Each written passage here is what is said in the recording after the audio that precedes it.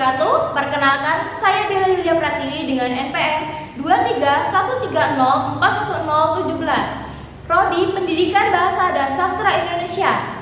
Saya berkesempatan untuk praktik menjelaskan pembelajaran. Selamat menyaksikan. Assalamualaikum. Waalaikumsalam.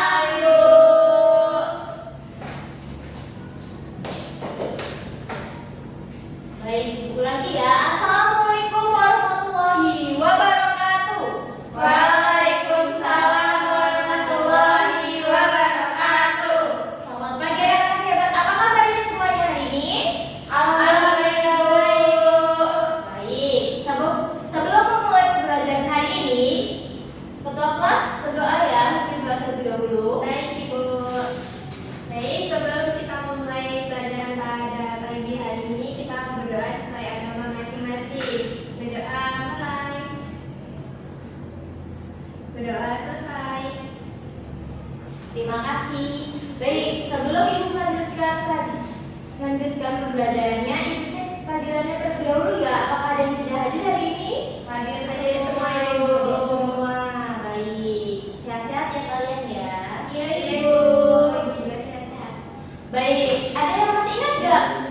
Minggu lalu kita mempelajari tentang apa? Teks anekdot. Teks anekdot, betul sekali. Kalau kemarin teks anekdot itu tentang apa ya? Komedi, gambaran atau komedi dengan kritik. Betul, ada lagi? Teks yang berisi sindiran tapi dia dengan lebih lucu gitu Bu. Iya, Atau betul. lewat hati. Teks yang berisi fakta. Wah, keren anak-anak Ibu masih pada ingat ya? Nah, kalau kemarin kita gambar dan tulisan itu mengenai kritik suatu fenomena. Nah, kalau sekarang kita itu akan mempelajari tentang poster sebagai teks persuasi. Baik. Sebelum kita lanjut materi berikutnya, apa saja ya kira-kira capaian pembelajaran? Yaitu peserta didik mampu memahami, menganalisis, dan mengevaluasi poster sebagai bentuk teks persuasi, serta mampu membuat poster yang membuat ajakan positif dengan memperhatikan struktur, kebahasaan, dan unsur visual yang efektif. Kemudian tujuan pembelajaran yaitu mempersiapkan peserta didik untuk memahami jenis teks persuasif yaitu berupa poster. Peserta didik akan memahami apa yang dimaksud poster serta ciri-ciri dan syarat yang harus diperhatikan ketika ingin membuat sebuah poster yang baik. Nah, kalian biasanya menemukan terdapat berbagai macam media sosial ya yang terdapat poster di dalamnya. Salah satu media sosial tersebut adalah poster. Berikut berbagai jenis poster seperti poster niaga, poster edukasi, poster kegiatan, dan poster layanan masyarakat.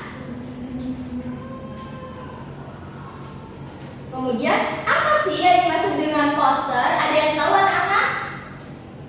Apa itu poster? Ya, Serena. Poster adalah plakat di pasar di kampung itu berisi kayak pengumuman gitu Bu, tapi singkat sih. Iya betul. Nah, betul sekali. Lebih jelasnya menurut KBBI, poster adalah plakat yang dipasang di tempat umum berupa pengumuman atau iklan ya. Kemudian tujuan poster yaitu memberikan informasi, mengajak dan menghimbau banyak orang melakukan sesuatu seperti apa yang digambarkan atau yang dituliskan pada poster tersebut. Selanjutnya kita bisa dilihat ya pada gambar di samping ini. Bisa Ya. Melalui poster ini kita diajak untuk menjaga alam dengan tidak membuang sampah sembarangan. Berada pada ajakan yaitu kepedulian terhadap alam, langkah bijak mencegah bencana, melindungi kita semua.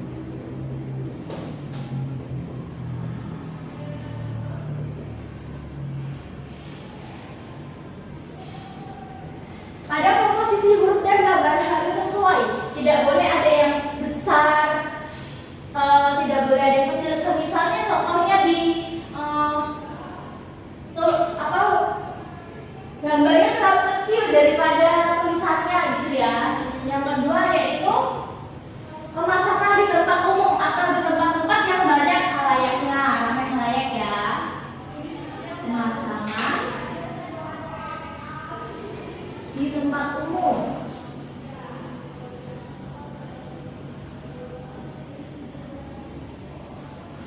Yang ketiga, apa yang ketiga? Penggunaan warna yang kuat. Iya betul, penggunaan warna yang kuat, penggunaan kontras warna yang kuat ya, yang lebih menyolok.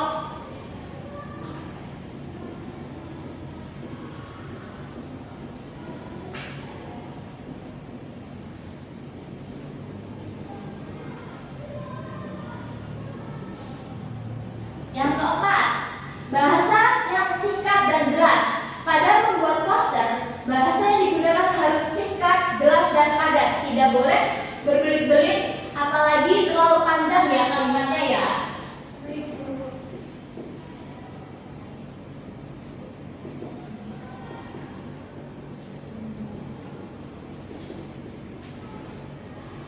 Yang kelima, yaitu penggunaan gambar.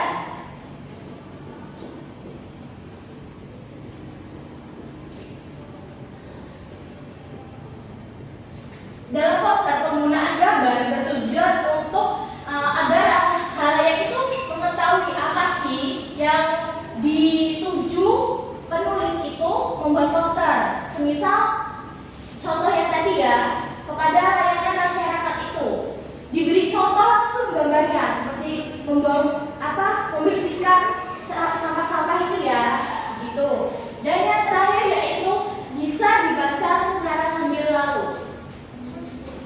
Apa itu sambil lalu?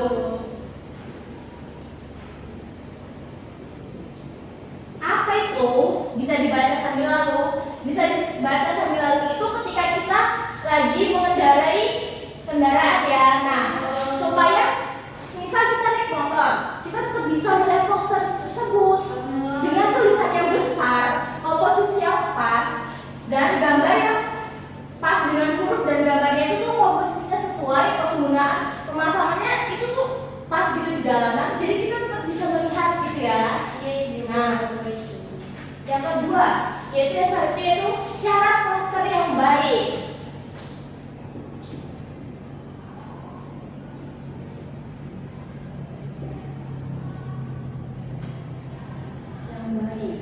Yang pertama yaitu bahasa yang mudah dipahami.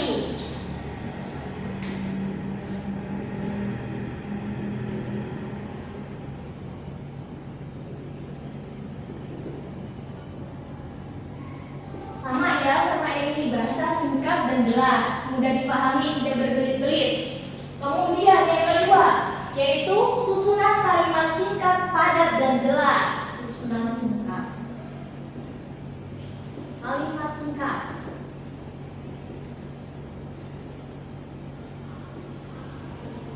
Kemudian yang ketiga, kombinasi kalimat dan gambar.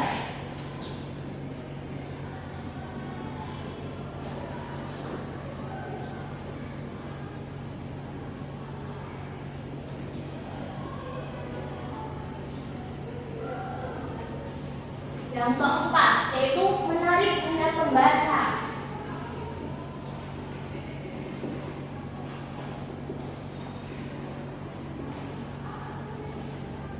Bagaimana contoh yang menarik minat pembaca? Misal, ada poster yang gambarnya itu dia ingin memberitahu kepada halayak tentang dia lagi buka warung bakso. Nah, supaya menarik minat pembaca itu bagaimana? Dia dikasih gambarnya yang gambar baksonya misal kayak ada diskonnya atau gimana. Beli yang sekarang lagi ramai apa? Bakso 20.000, ngambil sepuasnya. Nah, gitu ya. Yang kelima yaitu bahan tidak mudah rusak. Bahan yang digunakan dalam pembuatan poster ini tidak mudah rusak. Biasanya pakai banner gitu ya.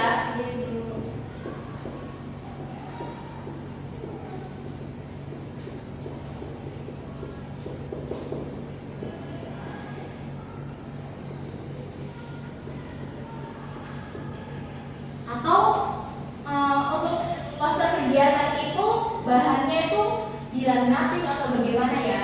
Dan yang terakhir yaitu ukuran sesuai dengan tempat pemasangan. Nah, yang ibu kasih tahu tadi, kalau buatnya di banner ukurannya harus besar supaya terlihat di poster kegiatan ukurannya menyesuaikan, jangan besar sekali gitu ya, kan nggak cukup ya. Iya. Gitu.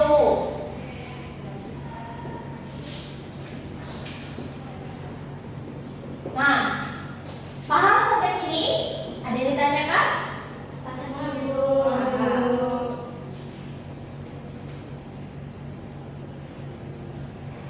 Nah, sekarang kita akan mengidentifikasikan ciri dan syarat poster yang benar. Berdasarkan ciri dan syarat penyusunan poster, manakah yang telah memenuhi syarat dan penyusunan yang baik pada poster 1 dan poster 2?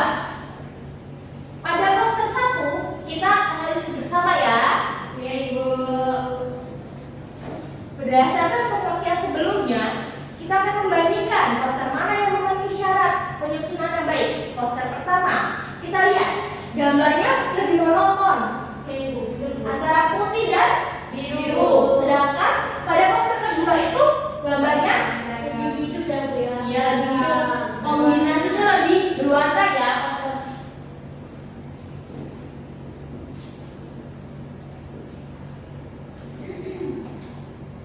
Poster pertama monoton. Dominan biru dan putih. Dominan. Kurang menarik.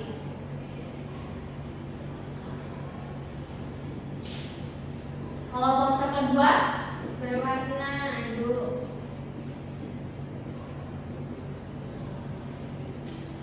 kombinasinya lebih hidup ya. Iya, Bu. Nah, yang kedua apa lagi? Betul ya, poster kedua ya lebih hidup. Untuk desain grafis poster tidak membuat komponen yang seimbang antara huruf dan gambar ya pada poster pertama. Iya, Bu. Terdapat gambar yang terlalu kecil dan penyusunan ditempatkan sembarangan. Penyusunan gambar-gambarnya itu ditempatkan secara acak sembarangan, gitu ya. Selanjutnya unsur kedua, yaitu poster umumnya dibuat dengan perpaduan warna yang kuat dan kontras. Jawabannya yaitu Poster kedua. betul. Warnanya kontras ya, Iya, Bu. kontras. Karena poster 1 warna dominan putih dan Biru. Betul. Tidak menarik sama sekali ya. Iya, Bu. Kemudian untuk unsur ketiga, menggunakan bahasa singkat, padat dan jelas, tidak rancu agar mudah dipahami. Pada kedua poster tersebut, penggunaan bahasanya sudah pas ya, singkat, padat dan jelas. Poster pertama, pangan lokal Indonesia. Poster kedua, potensi pangan lokal di Indonesia. Sudah singkat, padat dan jelas ya. Kita di situ di apa namanya disuruh menggunakan pakan lokal ya. Iya, Bu. Pangan lokal untuk makan makanan lokal. Kemudian unsur yang keempat, menggunakan kalimat ajakan baik secara langsung dan tidak langsung. Sudah ya, itu tadi. Dan unsur kelima, pesan yang ingin disampaikan sebaiknya menggunakan gambar pendukung. Jawabannya karena gambar yang lebih mendukung dan Poster dua. kenapa? Karena sayur dan buah. Itu termasuk saya. Kenapa? Karena ada poster 1, jika diperhatikan dengan seksama, terdapat gambar sapi, kemudian ayam, domba, dan gambar-gambar yang tidak relevan. Sedangkan pada poster kedua, Dua.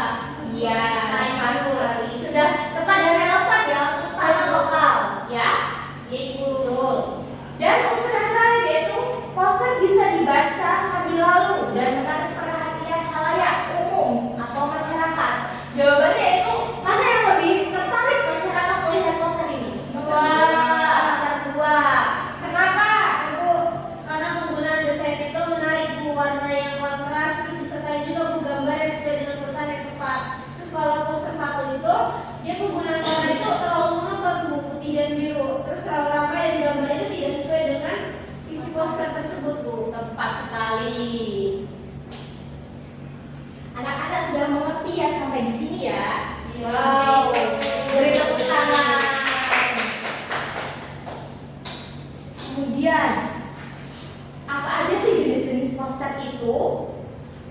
Yang pertama, poster niaga dengan tujuannya untuk meningkatkan penjualan produk tertentu. Tadi pada gambar tadi ya, yaitu ada gambar apa tadi itu sebelumnya? Gambar donat ya. Kemudian yang kedua, poster kegiatan. Tujuannya untuk mengajak banyak orang hadir dan meramaikan acara tersebut. Contohnya tuh di organisasi. Contoh yang tadi itu adalah poster buka bersama ya, mengajak buka bersama pada kegiatan organisasi rohanian. Kemudian yang ketiga, poster layanan masyarakat. Tujuannya untuk memberikan informasi yang bermanfaat bagi masyarakat. Contohnya tadi adalah tidak membuang sampah sembarangan. Dan yang terakhir yaitu poster edukasi. Tujuannya apa? Untuk meningkatkan motivasi peserta didik di dalam kelas. Nah, betul. Seperti tadi ya, contohnya apa tadi? Tidak bullying. Benar, tepat sekali. Baik. Sepertinya sudah pada mengerti ya anak-anak ya? Iya, sudah sangat paham. Baik, itu tadi analisis pembahasan kita ya, pembahasan tuntas antara poster 1 dan poster 2. Apakah sampai di sini ada yang bisa ada yang ditanyakan? Cukup. Sudah pada mengerti ya? Ibu. Berdasarkan hasil analisis 2 pada poster dapat disimpulkan bahwa poster 2 lebih memenuhi syarat penyusunan poster yang baik. Poster 2 memiliki perpaduan warna yang kontras, desain yang menarik, serta gambar yang relevan dengan pesan ajakan untuk mengonsumsi pangan lokal. Selain itu, penggunaan bahasa yang singkat, padat dan jelas membuat pesan mudah dipahami sehingga poster 2 lebih efektif menarik perhatian masyarakat. Baiklah anak-anak hebat, hari ini kita telah mempelajari bersama mengenai poster sebagai salah satu bentuk teks persuasif. Dari pembelajaran tadi, kita dapat memahami apa saja? Ciri poster, jenis poster, dan cara poster. Nah, ada yang masih ingat ciri poster apa saja? Yang pertama, Komposisi huruf dan gambar. yang kedua, Pemasangan di tempat umum. yang ketiga, Penggunaan warna yang kuat. yang keempat, Bahasa singkat dan jelas. yang kelima, Penggunaan gambar. yang keenam. Bisa dibaca sambil lalu. Coba Intan, apa itu kombinasi huruf dan gambar? Jadi kombinasi huruf dan gambar di poster itu kombinasi antara huruf dan gambar itu harus seimbang. Jadi tidak boleh besar gambar, tidak boleh besar huruf. Iya tepat. Coba kalau untuk Novia, pemasangan di tempat umum itu apa sih tadi? Pemasangan di tempat umum itu dipasang di tempat-tempat yang banyak dilihat orang. Ya, tepat sekali. Dan untuk Saleha, kira-kira bisa dibaca sambil berlalu ini apa ya tadi ya? Maksudnya itu jadi poster itu diletakkan bisa dibaca sambil selalu lewat gitu Bu, karena kan hurufnya itu besar gitu Bu, ada gambarnya juga gitu Bu. Betul. Wah, hebat-hebat sekali anak-anak ibu. Nah, terima kasih ya atas antusias kalian hari ini. Selamat pembelajaran hari ini dengan materi memahami poster sebagai teks prosedur persuasif. Sebagai tindak lanjut, silahkan kalian mencari satu poster lalu dianalisis bersama ya. Baik, Ibu. Dan dikumpulkan di minggu depan ya anak-anak ya. Baik, Ibu. Sebelum benar-benar kita akhiri, mari sejenak kita renungkan apa hal yang kalian pelajari dari materi poster hari ini. Tahu dan aku Bu. Ya, Tahu ciri-ciri poster. ya, Lalu syarat poster Bu. ya. Kemudian bagian mana yang paling menarik atau menantang bagi kalian? Saya Bu, ketika mengkombinasikan antara gambar huruf itu. Ya, betul sekali. Bagaimana kalian dapat menerapkan pemahaman teks persuasi ini dalam kehidupan nyata atau kehidupan sehari-hari? Contohnya tadi itu yang layanan masyarakat. Oh, untuk mengajak orang ke kebaikan, Bu. Iya, untuk mengajak orang tidak membuang sampah sembarangan. Nah, ya. betul Ibu.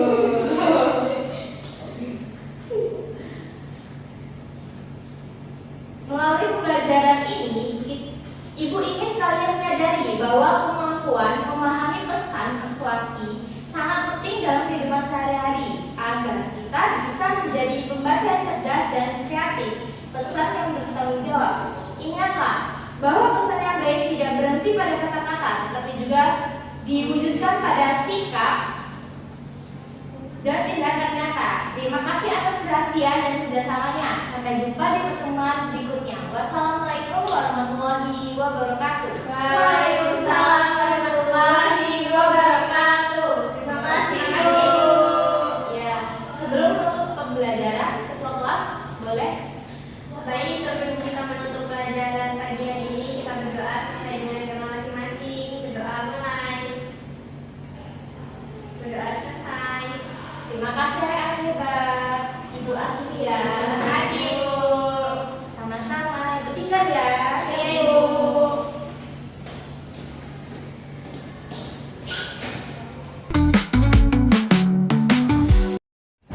Assalamualaikum warahmatullahi wabarakatuh. Perkenalkan, saya Novia Fitri Rahmadi sebagai observasi lisan dari Bella Yulia Pratiwi.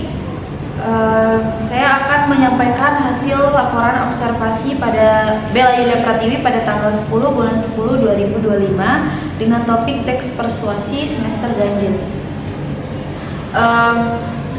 Dalam kejelasan, calon guru menyadari adanya keterbatasan perbendaharaan kata-kata dan ungkapan yang dimiliki siswa. Maka itu, guru tidak menggunakan kalimat yang berbelit-belit. Yang kedua, calon guru menghindari penggunaan kata-kata yang meragukan dan yang berlebih-lebihan. Kemudian untuk penggunaan contoh dan ilustrasi, calon guru ini memberikan contoh yang cukup untuk menanamkan pengertian dan penjelasannya. Kemudian calon guru menggunakan contoh yang relevan dengan sifat dari penjelasan itu. Contoh yang digunakan oleh calon guru juga sesuai dengan usia, pengetahuan, dan latar belakang dari siswa. Kemudian untuk pengorganisasian, calon guru menunjukkan dengan jelas pola atau struktur sajian, khususnya hubungan antara contoh-contoh dan generalisasi. Kemudian calon guru memberikan ikhtisar butir-butir yang penting baik selama pelajaran maupun pada akhir pelajaran, dan bila perlu memberikan penjabaran tambahan. Calon guru juga mengadakan variasi suara dalam memberikan penekanan pada hal-hal penting dalam penjelasannya. Butir-butir penting dalam penjelasan diberikan tekanan dengan cara mengulanginya, mengatakan dalam kalimat lain atau menyebutkan satu demi satu seperti 1, 2, dan seterusnya. Kemudian calon guru juga memberi tekanan dan menggunakan gambar-gambar demonstrasi atau benda sebenarnya. Kemudian calon guru mengajukan pertanyaan untuk mengetahui pemahaman minat atau sikap siswa tentang relevansi atau penggunaan penjelasan tersebut. Calon guru juga menggunakan balikan itu untuk menyesuaikan ketetapan atau mengubah maksud penjelasan itu. Terima kasih. Wassalamualaikum warahmatullahi wabarakatuh.